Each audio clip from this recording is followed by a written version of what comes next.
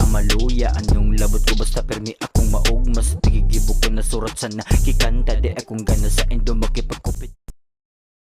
Ayun, magandang gabi mga kaurag. Magandang gabi. Sunday mga kaurag at ang oras ay alas 9. Sakto alas 9. Pero kita mo mga kaurag, tinan nyo pa na maliwanag pa. Alas 9 na mga kaurag, alas 9 ng gabi. Kaya tayo nandito sa labas. Kaya ng realidad, tayo susundo na naman sa ating mahal na oragon. Wala tayong holiday. Pero nakatakas tayo mga kaurag. Sabado hapon, natakas tayo kasi nag-ride tayo mga kaurag. Ayusin natin ating camera. Yun mga kaurag, yan. Ayos na natin ating camera. Tamahan nyo ako mga kaurag at tayo susundo sa ating mahal na Uragon. Ang oras nga pala ay alas 9 na ng gabi. Ang labas po ng ating mahal na Uragon ay alas 10. Kaya tayo ay inagaan natin para makapag kumusta naman ako sa inyo. Makumusta ko naman kayo mga kaurag. Talaga naman. Nung ano nga pala mga kaurag, tayo nag-ride nung Sabado. Tayo nakarating sa Cebu River. Yeah. Kasama natin ang ang original talaga ng mga kaurag eh. Kami lang mga easy rider. Yan.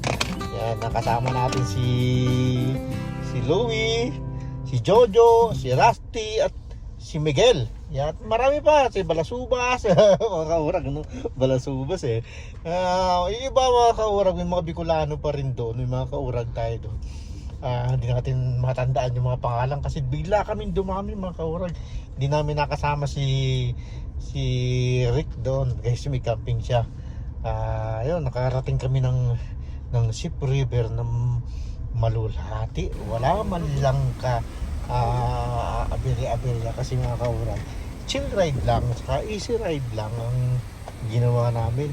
Ngayon nga pala mga kaurag, may nakasama rin kami na grupo. Nakasama namin yung Biglaan Gang sa pamumuno ni Jeffrey.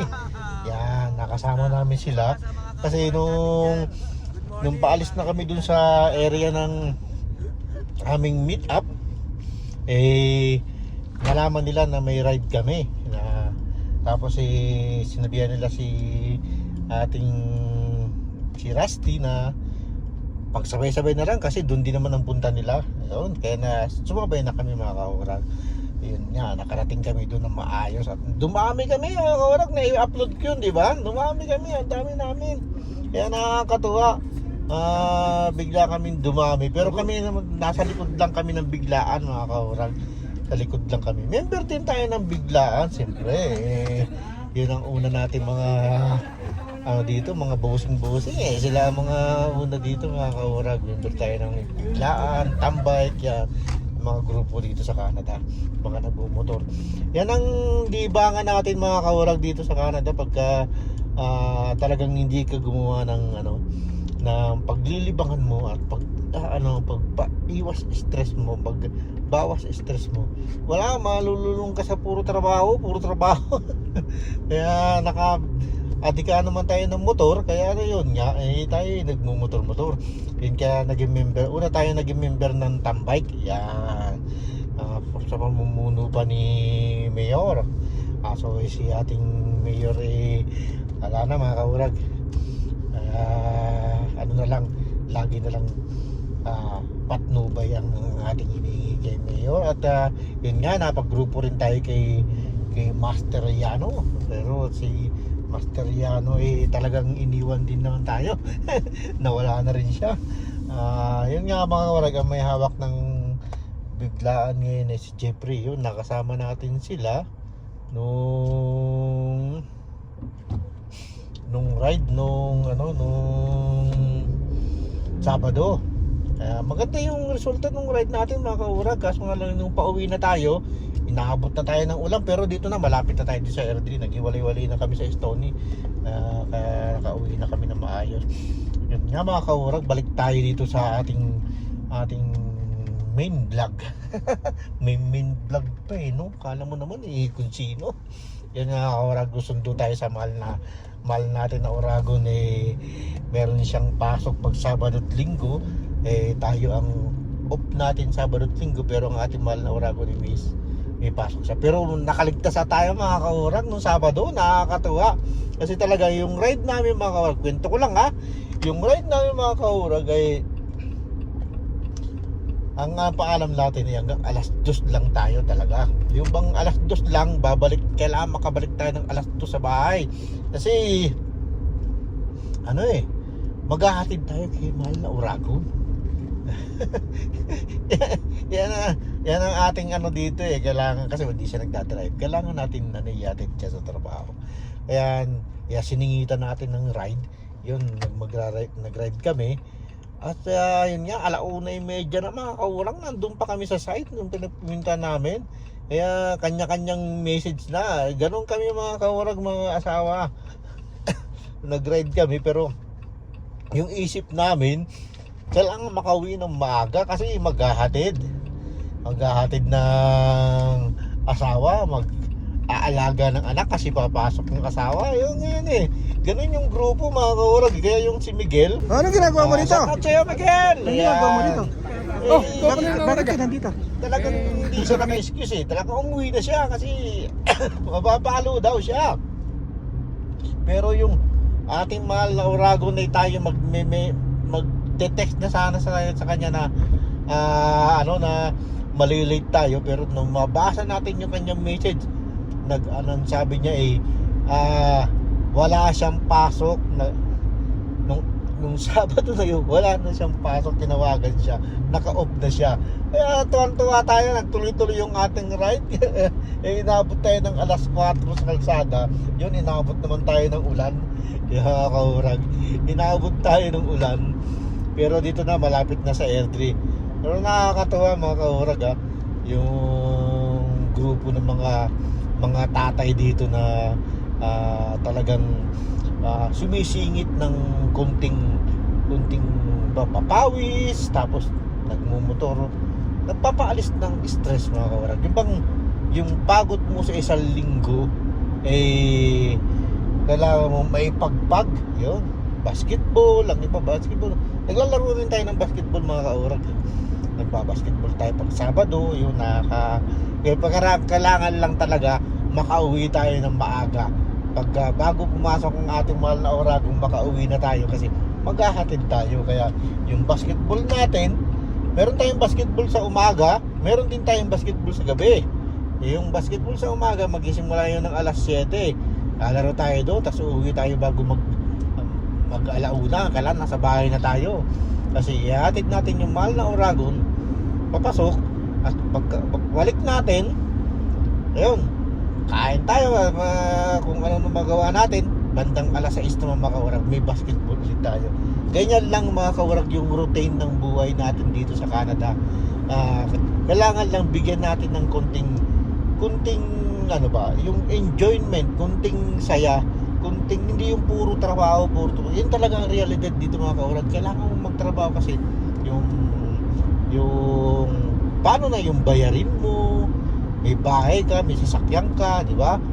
Yung mga babayarin, mga ganyan, may mga insurance, ganyan mga kaurag. Kaya dito pag talagang hindi ka naggumawa ng paraan kung paano ka mag-i-enjoy, malulugmok ka mga kaurag, puro ka trabaho, kasi marami kang iniisip, pagdating sa'yo masisiraan ka ng ulo. Hindi naman mga kaurag. Talagang gano'n na lang. Kaya marami dito mga kaurag na yung bang dalagat binata pa rin yung mga kasi sila yung bang tumagal sila na ayun, puro trabaho na lang, parang hindi na sila na umanap ng love light. Kaurag sumusa na tayo, maratis tayo. Pero yung mga kaurag ang realidad dito sa Canada. Ang buhay natin dito sa Canada, isang kahig, para tayo, ganun din tayo mga kaurag, isang kahig sa tuka. Kailangan natin magtrabaho para may makain tayo. Ganun din sa Pilipinas mga kaurag. Pero ang nakakalungkot na sa Pilipinas mga kaurag, dito sa Canada, isang kahig, 2 tuka. Kaya makakadalawang tuka ka, mga kaurag, kung may trabaho ka. Pero sa Pilipinas, 10 kahit mo na. Isa pa lang ang tuka mo.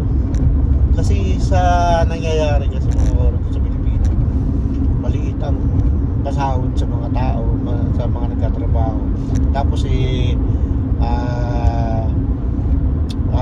ano, yung bang ano ba yun, yung mga bilihin napakamahal. Kaya ano, masisipag ang Pilipino, mga kaurag, kung tutusin, ha? Sobrang sipag. Kahit saan makarating ang Pilipino, sobrang sipag. Talagang lalo din sa Canada, gustong gusto ang Pilipino rito, mga kaurag. Dahil sa trabaho, magtrabaho ang Pilipino, pulido. Kaya kung sa Pilipinas lang talaga ay maayos ang ating pamalalakad ng gobyerno at maging parang patas lang ang pagtingin sa maging tulad dito, mayaman man mahirap, maging patas lang. At talagang wala bang discrimination na pag edad mo ng 40, pag edad mo ng 30, di ka makahanap ng trabaho. Ito mga kaurag, 30, 40, 60, 50, nagtatrabaho. Pwede pa maghanap ng trabaho? Pwede pa makapagtrabaho, mga kaurag? Ganun dito, mga kaurag. Walang discrimination, walang na matanda na yung makapaghanap ng trabaho. Kailangan lang talaga legal, meron kang work permit na pwede ka magtrabaho. Kung nakakapaghanap ka ng trabaho, yun, mga kaurag, yun ang kaibahan natin dito sa Canada at sa Pilipinas. Kaya tayo nagtatrabaho, siyempre yung ano naman natin, mga kaurag, yung kunting off natin, na kahit naghahatid tayo sa ating commander, ating mahal na Oragon, nasisingitan natin ng ng kunting exercise. Nakakapag-basketball tayo, ito pag summer, nakakapag-motor tayo, mga kaurag, nakakalabas tayo nakasama yung mga grupo ng Pilipino rito, na pinipili din natin yung ating sasamahan, siyempre, mga kaurag. Hindi yung basta-basta sama ka ng sama, kasi may mga rin yan, kailangan piliin mo rin yung sasamahan. Marami ditong pinaglilibangan hindi, ano ba yun? Pinaglilibangan ang mga Pilipino. Isa na nga yung mga kaurag, yung papawis, basketball, at yung pagmumotor. Yung hindi pa natin nararanasan, mga kaurag, yung pagpipishing. Hindi na tayo nakakuha ng ng license, pero sa susunod ng mga taon gagawin natin yan, mga kaurag. Pero ngayon parang late na. Kumuha pa ng permit, August na kaya hindi na tayo kumuha, yung mga kaurag. Kaya parang lang, talagang realidad dito sa Canada ng mga buhay Canada, mga Pilipino o immigrant, mga buong immigrant, maraming immigrant na mga ibang lahi. Marami silang, may mga activity din sila pagdating ng Sabado, Linggo, may mga activity para hindi masyadong sa stress. Kasi kung puro pa bahay, trabaho, mga kaurag, walang mangyayari sa'yo, mga kaurag. Kailangan mong i-enjoy kung yung meron ka lang, di ba? Meron mga Pilipino rito na yung mga may kaya na masenso na yung mga kaurag, pinaghirapan nila yung kanilang tinatamasa ngayon. Kaya kailangan paghirapan mo rin kung ano yung at kung ano yung meron ka, enjoy mo lang, mga kaurag. Huwag kang masyadong magmadali na abutin nyo. Kasi ang buhay nga, mga kaurag, hindi yung karera. Di ba? Sabi ng Bini. Karera. Yan nga talaga totoo, mga kaurag. Ang buhay hindi karera. Hindi yan kailangan pagalingan. Hindi yan kailangan hindi yan kailangan maging magaling ka doon sa isa. Kailangan maigitan mo yung kung ano meron siya. Hindi, mga kaurag, kailangan kung ano lang ang meron ka, yun lang, i-enjoy mo lang yun, mga kaurag. Yan, di ba? Galing yung Oragon ngayon, di kaurag. Advice ko, ano lang naman yun, kunting kwentuhan lang naman natin ngayon kasi wala tayong magawa, tayo mag-susunod sa ating mahal na Oragon. Kaya tayo nagkukwentuhan lang din lang, di ba? Kwentuhan na kahit pa paano may wenta, kasi mahirap yung magkwentuhan na walang wenta. Yun, mga kaurag, nakikita nyo lang yung aking dinadaanan ngayon, napakaluwag kalsada kasi Sunday, maluwag ang kalsada, hindi siya masyadong maraming sasakyan, pero tanda lang tayo dito kasi 80 lang dito.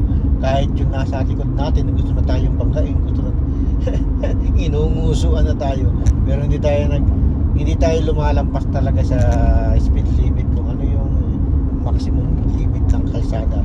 Ilang ang ating ginagawa mga kaurag, hindi natin masyadong sinusubrahan kasi pagka minsan mabubulaga ka, meron palang dyan na pulis, diba? Bulaga ka ngayon, huli ka ngayon, lang yun. Salamat nga pala sa mga easy rider mga kaurag na meet natin. Dumadami na ang easy rider. Salamat nga pala dahil may mga kaurag din tayo, mga Bicolano rin, may mga Uragon din doon mga kaurag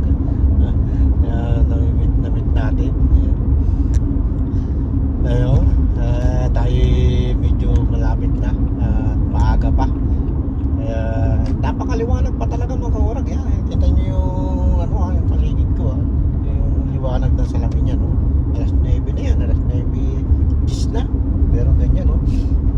Talagang maliwanag yun. Yan mga kaurag, talaga marami sanang pwedeng puntahan ngayon. May mga kung ano-ano mga event dyan sa Calgary downtown, diba? Pero hindi tayo pwedeng gumala na tayo kahapon kaya kailangan pag-good naman tayo. Diba? Para pag pwede pa, meron pang August sana magtagal pa bago maglamig para magamit pa natin ang ating motor, diba? Nakakatuwa naman mga kaurag at nakalabas din tayo nung Sabado na tayo ay nagkaroon ng pagkakataon na ma-meet yung mga bagong member ng Easy Rider at bigla ang dami. Nakakatuwa, di ba mga kaurag? Kaya yun lang, tuloy-tuloy lang tayo yun kapag nagkakaroon tayo ng magkakilala at kaibigan ng mga bago lang din ng motor, ng mga bago rin lang dito sa Canada yun, di ba? At kahit pa paano nabibigyan natin sila ng konting motivation sa kanilang panimula dito sa Canada at pag nila dito, umuwi nila sa Canada, hindi puro trabaho, mag-enjoy ka kahit pa paano para maano mo ang buhay Canada. Yan, masusunod dyan pala mga kaurag malapit na naman sa Sabado, maglalaro na ulit tayo, balik laro na tayo kasi tatapos na ang long weekend. May long weekend kasi mga kaurag, kaya wala munang basketball kasi marami yung nag-camping, namamasyal itong long weekend, kaya hindi muna nagpaliga, hindi muna nagpalaro yung ating Commissioner Edgar at Commissioner Olan sa kanilang paliga kasi may mga nagka-camping daw, hindi kompleto yung mga team. Kaya ayun, next Saturday, itong dating ng Sabado, meron na mga kawarag, maglalaro na ulit tayo. Ayun na nga po, malapit na tayo. Maraming salamat at maraming salamat sa mga nag-subscribe sa ating bagong channel na Kaurag. Sana magtuloy-tuloy na yung ating channel at maraming salamat sa mga nagla-like and share sa aking video.